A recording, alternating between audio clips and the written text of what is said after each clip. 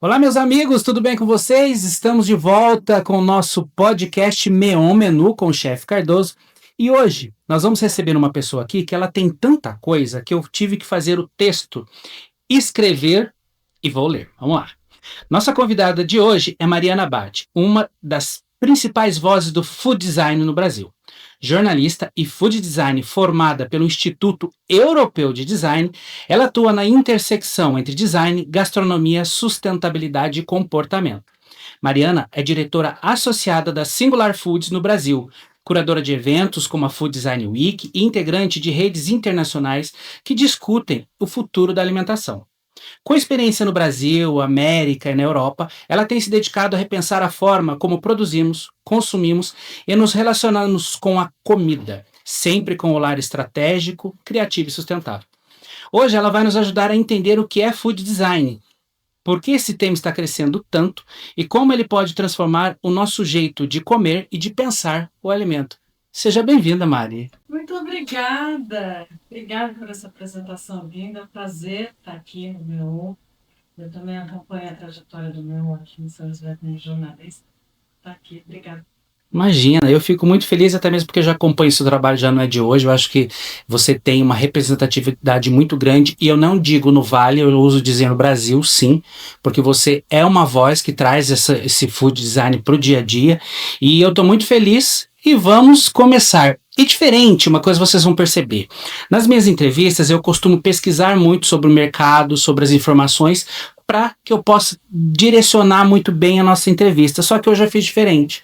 Hoje eu estou vindo desnudo de informação, porque eu também não sei muito sobre food design. Muito que eu sei são pinceladas que eu vejo das suas entrevistas, do seu podcast. Então hoje a gente vai realmente bater um papo e começar do zero. E para começar do zero, vamos lá.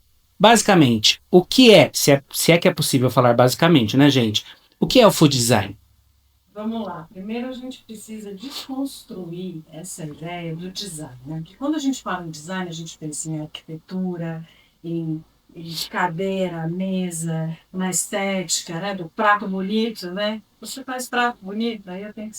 Design é tudo design, é projetar, né? Então a gente tem que pensar no design enquanto projeto, enquanto pensamento, numa maneira de olhar as coisas e como foi o processo criativo para a gente chegar naquele resultado. O design hoje, né, o design thinking, é uma ferramenta de inovação, é um método, né? Então a gente precisa fazer esse paralelo aí para a gente entender o que é food design. O food design é uma maneira de olhar para a cadeia do alimento, com essas ferramentas todas, de uma maneira sistêmica. Então, quando alguém me pergunta, Mari, o que é um prato bonito? Eu falo, um prato bonito é o que tem diversidade, cultura, memória, inovação, ingredientes, tudo isso está dentro ali do nosso prato. Né? Esse olhar do food design um pouco além do prato, né? De onde o alimento é consumido, e hoje é produzido até o consumo, o descarte. E hoje, né, eu comecei nessa jornada há 10 anos e hoje é muito mais fácil a gente explicar, né, esse pensamento sistêmico sobre a cadeia do alimento. Como é importante a gente conhecer a origem dos alimentos, comunicar isso melhor, as indústrias, como elas podem inovar com essas ferramentas de design. Uhum. Então, assim, você pode usar o design até para construir um prato bonito. Isso é food styling, né? Tem um processo criativo ali entre design e arte. Tem um professor, meu professor em Barcelona, Sérgio Freixes, que é uma das referências em food design, e no último livro dele ele fala, né, que design é um ato de empatia, né? Eu projeto alguma coisa me colocando no lugar do outro, né? Isso é muito comum, né, em projetos de inovação e tudo mais. E a arte é um ato de liberdade. Então essa é a diferença, né? Quando você cozinha para alguém, você tem que pensar em quem está comendo a comida e na relação da pessoa com aquela comida. A rede, nós temos uma rede latino-americana de food design que define o food design como uma ferramenta, uma inovação que melhora a relação das pessoas com a comida. Uhum. E daí essa ferramenta pode ser para criar produtos, serviços, sistemas, utensílios, tudo que está em volta ali com esse olhar. Uhum. Você diz que você já está nesse ramo, tocando essa questão do food design há 10 anos. Como que isso entra nessa vida? Como que faz essa migração da jornalista, se é que é possível migrar, da jornalista para especialista em food design? Como que é a Mariana? Isso é um São José. Eu tinha uma cliente aqui em São José, de uma confeitaria, que era a Melissa, que foi sutilizar, fazia macarrões. E dali eu comecei a pesquisar mais sobre comida, comecei a querer me aprofundar mais, porque às vezes uma demanda de comunicação, ela nunca é uma demanda de comunicação, Uhum. né? A gente tem que sempre dar 2 passos para trás. E eu ia muito para São Paulo. Eu gostava muito de pesquisar experiências gastronômicas em São Paulo de Correntes. Eu costumo dizer, é o meu restaurante preferido aqui em São José, que é um restaurante que eu vou falar qual é, que é o Vila Velha, tem o mesmo cardápio desde 1960. Já entrevistamos eles aqui. Então, assim, agora, claro, São José mudou, mas há um tempo a gente precisava experimentar coisas novas. Então, indo muito para São Paulo e naquelas experiências, eu tinha isso. Como é que isso é criado? Como é que isso é pensado? Né? Então, aí eu me matriculei nesse curso de design, estudei por design e foi uma coisa muito curiosa, porque eu fui convidada para dar uma palestra no começo do curso, porque escolhi o curso, e de lá para cá não voltei só na pandemia. Eu me conectei com as coisas de lá e tudo. Mas é isso, né? Eu acho que paladar, né, é muito construível, né? Então, e como diz o Ferreirinha, não retrocede. Então, foi isso. Eu estou buscando, né, novos sabores, novos horizontes e descobrir esse universo do design que é muito além. Como que o food design ele se diferencia na gastronomia tradicional ou no design de produtos? De que maneira que ele é aplicado? Na forma prática, vamos dizer assim. Então, vamos lá. Daí vamos continuar essa conversa dos estudos, porque nessa busca por experiências melhores, né? Daí você tem o design de serviço, o design, todos os designs aí dentro desse guarda-chuva do food design, eu descobri que por trás de uma receita incrível, de um prato maravilhoso, como a gastronomia de um chefe como o Ferran Adrià, por exemplo, que já está considerado o melhor chefe do mundo, existe o processo de design. O Ferran Adrià tinha, na sua equipe, designers. Entre eles o Luke Huber, que hoje trabalha aqui com a gente no ecossistema da Singular Foods. Então foi isso, foi daí que vira essa chave, né? Esse pensamento, esse método, esse processo, ele pode ser aplicado para qualquer parte da cadeia de alimentos. Né? Então, a gente usa essas técnicas de design, de colaboração, cocriação, empatia. E daí existem vários métodos. O Luke, por exemplo, ele criou, a partir dessa vivência com o Ferran, o Manual Thinking. A gente usa o Design Thinking, a gente usa outras metodologias ágeis, mas é sempre essa questão de você ter esse pensamento do design, que é mais horizontal, com empatia, com colaboração, cocriação, né? Então, tem uma pesquisadora chamada Francesca Zampolo, que também tem um olhar chamado de Design Thinking. É importante a gente saber que a gente tem que se colocar no lugar da pessoa que você está ajudando aquela comida, ou seja, qual for aquele produto ou serviço, entender a jornada, o contexto e aplicar esses métodos todos. Por isso, olha só que interessante com São José. Quando a gente traz para o universo aqui, por que às vezes uma coisa que é um sucesso em outros lugares não é aqui? Quando eu mudo essa pessoa do centro, eu mudo tudo isso. Então é esse olhar do design sistêmico, crítico. É um olhar de toda a cadeia, do princípio ao fim.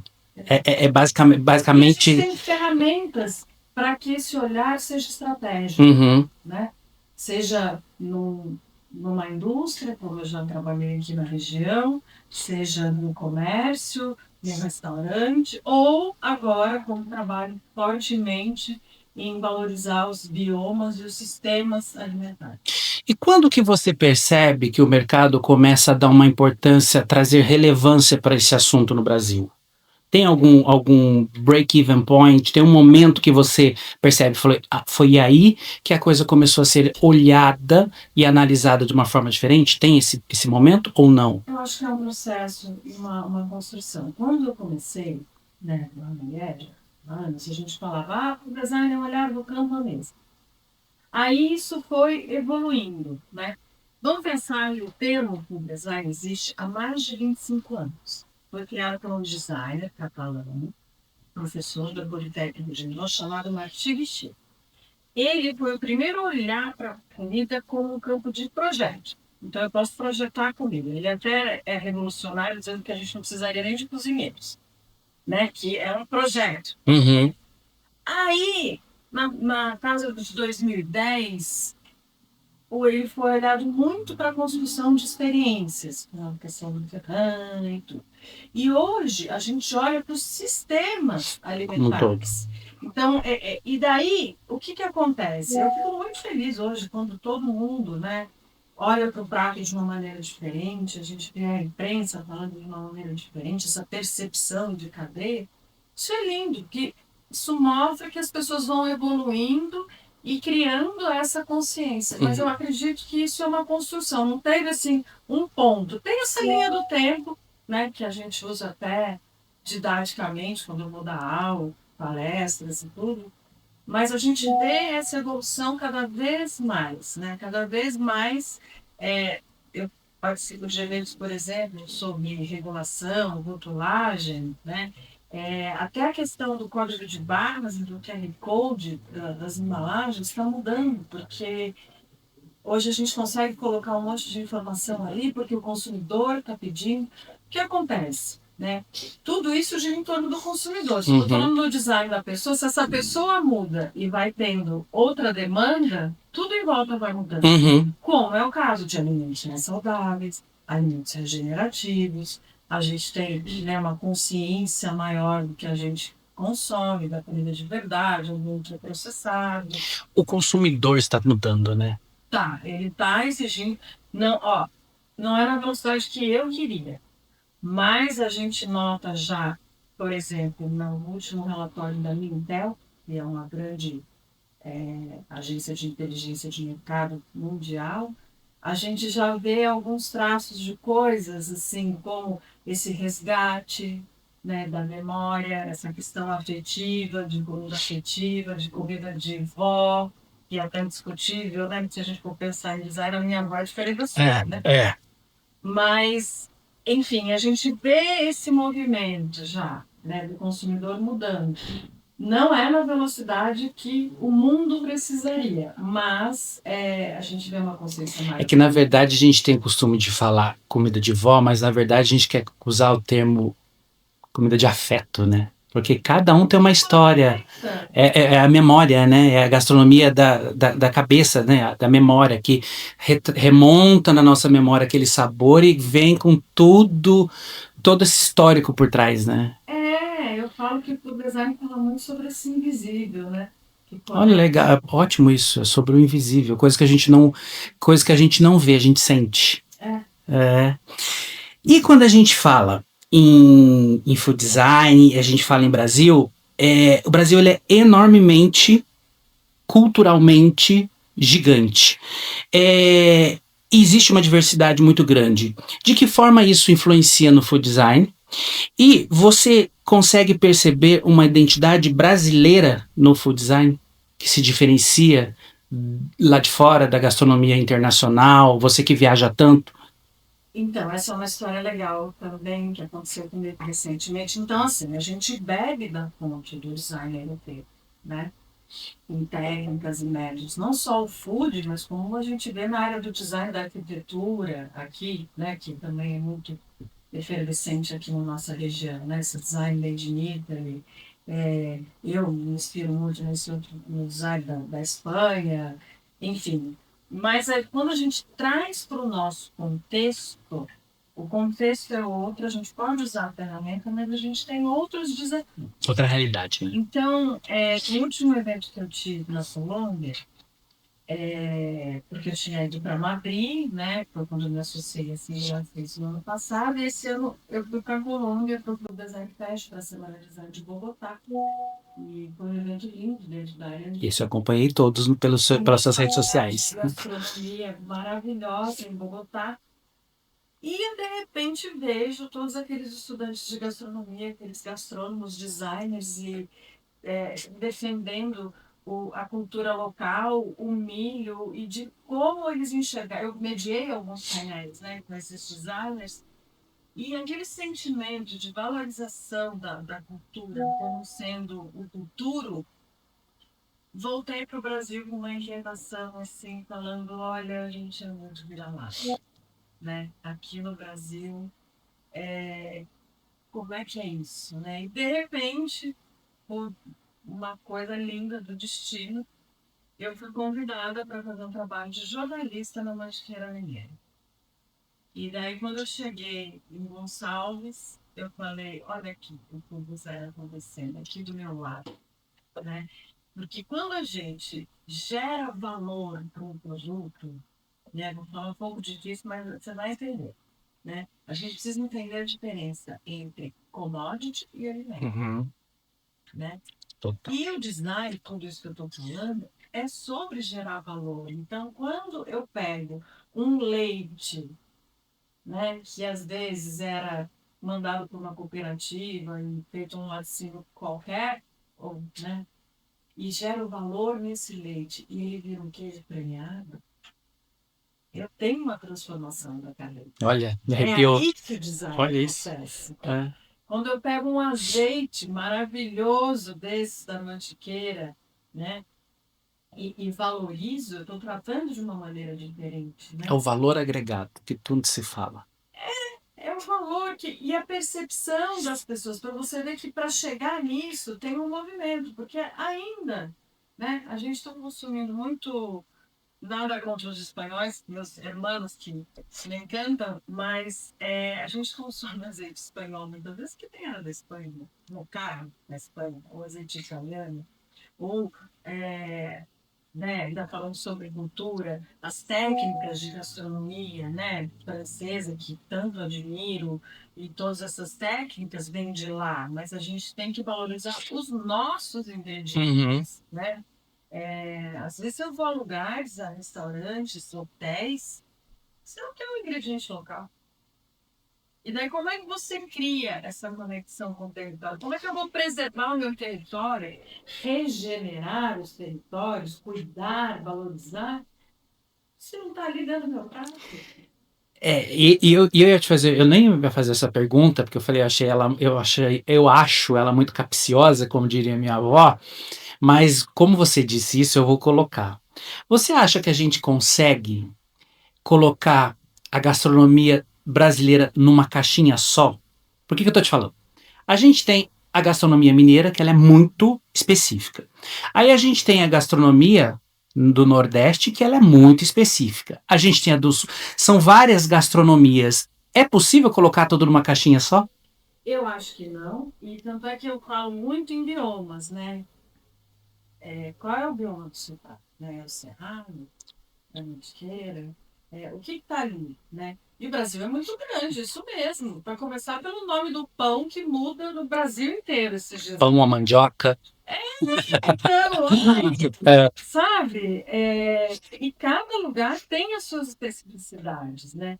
Mas acho que assim, a gente tem que valorizar o que é nosso, inclusive esse movimento que está acontecendo, né, na Amazônia e de proteção ali com N camadas, e da gastronomia é muito importante, né? A gastronomia ela dá visibilidade aos territórios. Olha o caso da Mantiqueira, né? A Mantiqueira tem cervejas produzidas ali que são exportadas para a China e estão entre as 10 melhores cervejas fermentadas do mundo. Por quê? Porque a Mantiqueira agora tem um terroir, né? Tem, nós recebemos na última temporada aqui o Herbert da Vinícola Essenza, que o rosé dele foi premiado lá fora. Eles estão com azeite, o pessoal do Rossini também com azeite premiado, tudo um terroir muito específico da nossa mantiqueira, isso é verdade. Agora, a gente devia usar isso ao nosso favor, a gente joséense, que chama São José de Cidade de Mora, planta, tudo, e aproveitar essas coisas, mas também trazer isso. Uma outra coisa também, eu como joseense, né, de muitas gerações, amo São José, mas tem algumas diferenças culturais com São José, às vezes, por conta disso. Tem muita gente vindo de fora para São José. São José é uma cidade linda, maravilhosa. Então, acho que falta, né, a gente, nós joseenses, eu sei que somos poucos dentro disso, valorizar isso, colocar isso um pouco mais também como uma vitrine. Uhum. Né? Se os festivais de gastronomia daqui tragam um pouco da nossa cultura. Eu vejo muito isso no Festival de Paraty, no Festival de Gonçalves, em vários festivais que eu participo, falando de food design. Eu acho que a gente tinha que trazer, a gente, falando de culinária mineira, por exemplo, a gente fala que São José tem muita comida mineira, que não é tão verdade, porque a gente tem a culinária da paulistânia. Né? Então a gente precisa desconstruir tantas coisas para construir outras e ser tão mais crítico, Uhum. né? Que a gente chama de comida mineira uma comida paulista. Né? E por quê? Porque Minas trata o alimento como cultura, como memória, uma série de coisas que nós aqui no nosso estado ainda enxergamos o alimento como commodity. Então é um movimento. Está mudando sim. Por quê? Porque as pessoas estão enxergando esse valor. E pegando esse gancho, de que maneira o food design ele pode contribuir para fortalecer a economia local? Com esse olhar estratégico. Né? Eu falo, a economia local, quando a gente fala em sustentabilidade, né, eu acho que assim, todo projeto hoje, todo pensamento tem que começar pela sustentabilidade. Uhum. Aliás, além, pela regeneração, porque o tempo da gente ser sustentável já foi faz um tempinho. Né?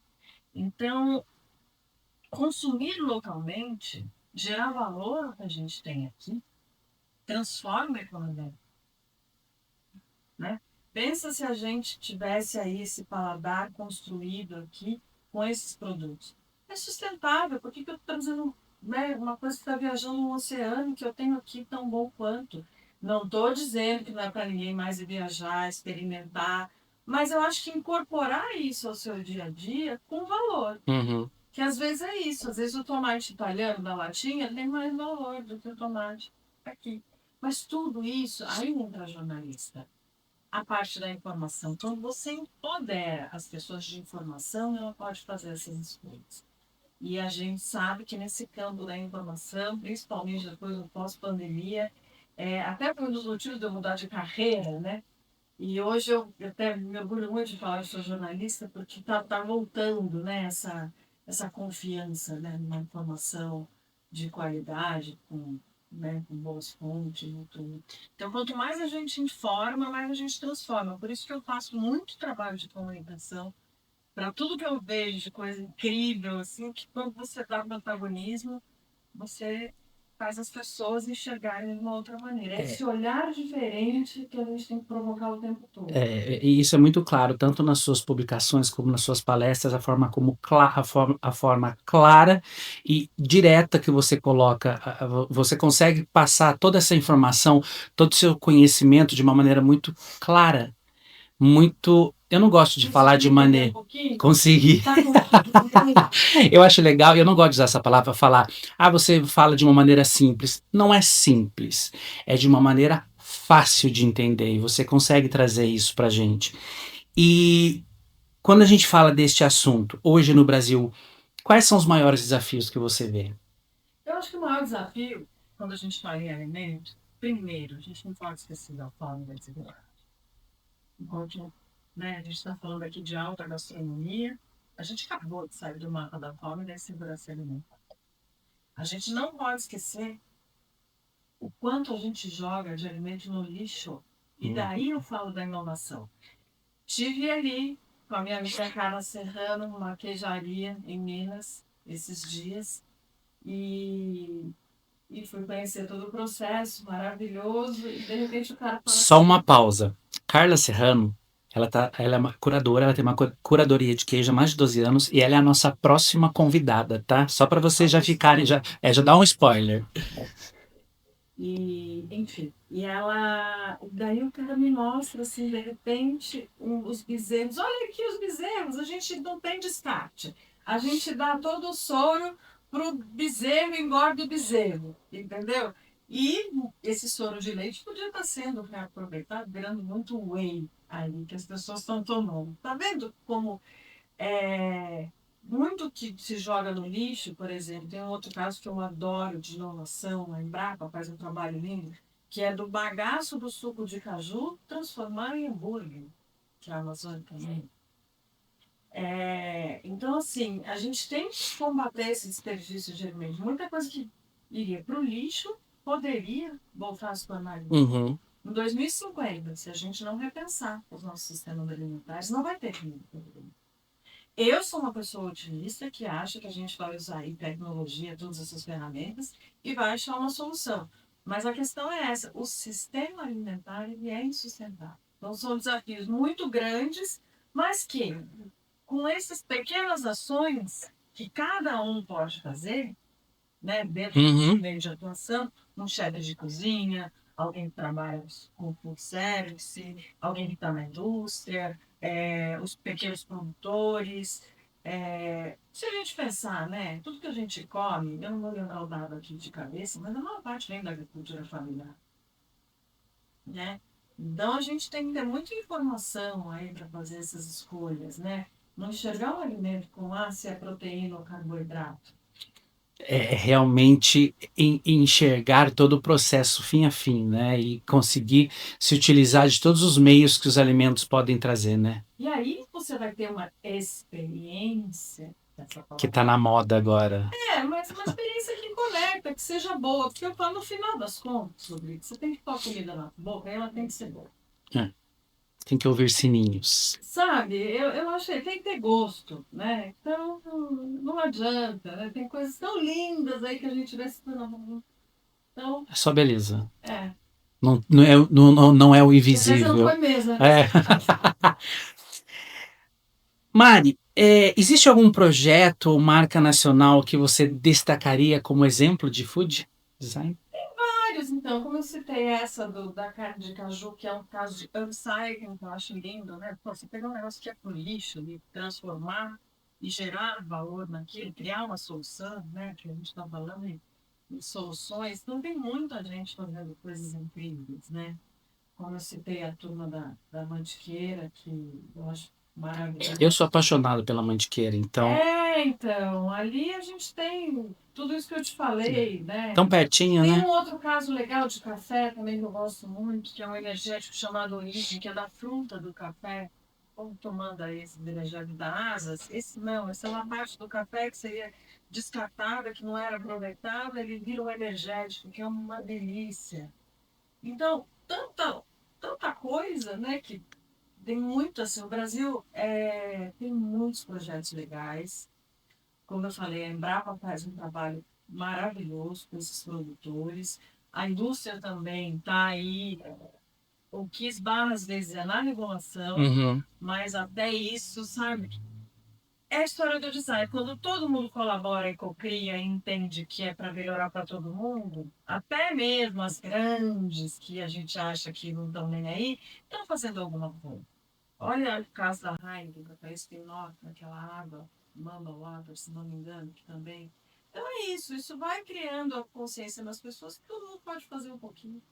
Não tem solução única. Sabe? Eu acho que aí. É tudo um conglomerado. Uma frase que eu digo: é o papel do food designer entender qual vai ser a melhor solução para aquele desafio.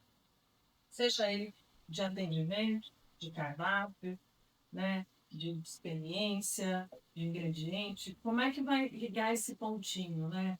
Desse produto chegar nesse consumidor, nesse usuário, da melhor forma possível para ele e para o planeta. E para fazer tudo isso, nós temos quem? Mariana Batti, que veio, que nos deu essa aula sobre food design. Eu fico muito feliz, passo a entender muito mais do assunto como um todo. Estamos encaminhando aqui para o finalzinho do nosso bate-papo. Tem alguma coisa que a gente falou, que a gente não falou, que você gostaria de falar? Tudo que eu falei, quando eu falo de food design, realmente sou apaixonada. Seus olhos brilham quando você fala. Porque é isso, né? A gente vê ver funcionando. Eu estive recentemente com os alunos de hotelaria e gastronomia Águas de São Pedro no Senar e fiquei muito emocionada, assim, porque passei todos os conceitos, tivemos uma atividade prática para resolver um desafio real de um hotel na região, um hotel da Espanha, e você vê funcionando, né? Então, funciona. Né? Parece, é que assim, a inovação, ela não é uma coisa, assim, os desafios são complexos, mas a gente pode resolver de maneira muito Mais simples. fácil, cara. E em São José, particularmente, a gente acha que está sempre ligado a uma coisa muito tecnológica, né? Por conta de tudo que a gente tem aqui, a gente tem inovações maravilhosas aqui, o Parque Tecnológico está aí também. Todas as minhas andanças pelo mundo, o Parque Tecnológico daqui é citado. Então, é isso, né? Eu acho que inovar sempre, né? A gente tem que buscar o que a gente pode melhorar sempre. Legal. Mari, para a gente finalizar, nossas perguntinhas, bate-bola, jogo rápido. Se food design fosse um prato, qual seria? Eu acho que seria o mundo, né? Eu falo que o nosso prato pode mudar o mundo. E a imagem que eu mais gosto é de mostrar que do mundo de possibilidades que tem dentro do nosso prato. Qual ingrediente você nunca tiraria do seu prato da vida? Meu Deus do céu, que difícil isso! Mas eu gosto de tantas coisas. Ingrediente. Agora você me pegou. Pula. Peraí, eu vou pensar. Próxima. Me descreva o seu almoço de domingo perfeito. Um quintal. Eita, olha, com aquela maionesezinha perfeita, aquele molhinho tártaro. Ah, gosto. Com aquele... Ah, aquele pãozinho. Então, aí tá vendo? Aí eu já vou responder, acho que é a próxima. Olha, vamos lá. Com quem você dividiria um prato do pintado? Com a minha família. Um pecado alimentar que você comete e vai cometer sempre. Maionese, tá? Com qual chefe você jantaria? Eu jantaria de novo ali pertinho do Ferran Adrià, facilmente, em Barcelona.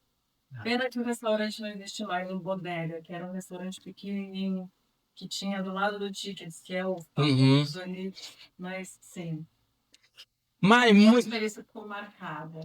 Mas também, né? Imagino. Olha, muito obrigado pelo seu tempo e vir nos dar essa aula. Passa suas redes sociais, como as pessoas te encontram, como as pessoas encontram o seu trabalho, por favor. Eu vou voltar no ingrediente ali. Isso. Que é o milho. Tia. Um ingrediente que eu uso muito agora nas palestras de milho crioulo, porque a gente tem que preservar, né? Esse milho crioulo, esse milho ancestral, por conta aí de tudo que está acontecendo, quase que se perderam, né, as sementes e realmente... Comi um bolinho de milho crioulo em Passa Quatro, lá... Ei, meu Deus, agora vai dar pra... Olha que vergonha, gente. Casa do Monjolo, lembrei. Tem Itanhandu também, que eu comi no Mercado Mal de Fazer em Gonçalves, que... Gente, tô pra ir em Itanhandu fazer uma viagenzinha ali da Queijarias do Brasil. Vou trazer um milho desse, fazer um cuscuz daqui de São José no Bar. Chique. Isso aí também, né? A gente precisa falar do nosso cuscuz. Nosso cuscuz. Não é esse cuscuz que parece um pudim, tá? Aí a gente vai entrar num fight aqui, tá, gente? Porque eu sou do cuscuz do pudim. Isso também não é São José, é só o bolinho caipira. Não. Tem expoentes na gastronomia como você, como tanta gente aí, para fazer um trabalho maravilhoso, né? Que bom. Vamos valorizar os nossos ingredientes, com nossa identidade. Nosso terroir, né? Nosso terroir joséense. E São José tem tudo, né? Tem. Se a gente for pensar também, né? A gente tem indústria, a gente tem ingrediente, a gente tem uma zona rural enorme aí para produzir tanta coisa boa. Isso mesmo. Mari, muito obrigado. Feliz, muito feliz. Nada mesmo. Conte comigo sempre, tô pra ti. Só te chamar. Obrigado.